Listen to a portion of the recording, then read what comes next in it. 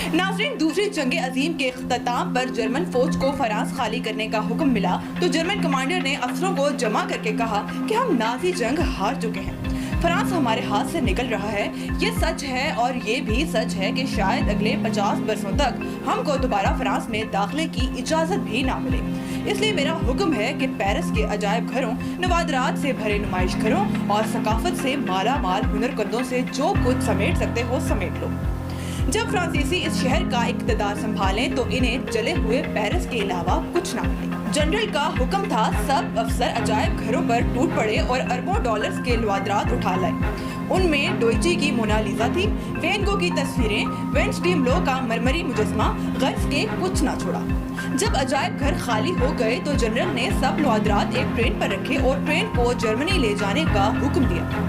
train रवाना तो हो गई, लेकिन शहर से बाहर निकलते ही उसका इंजन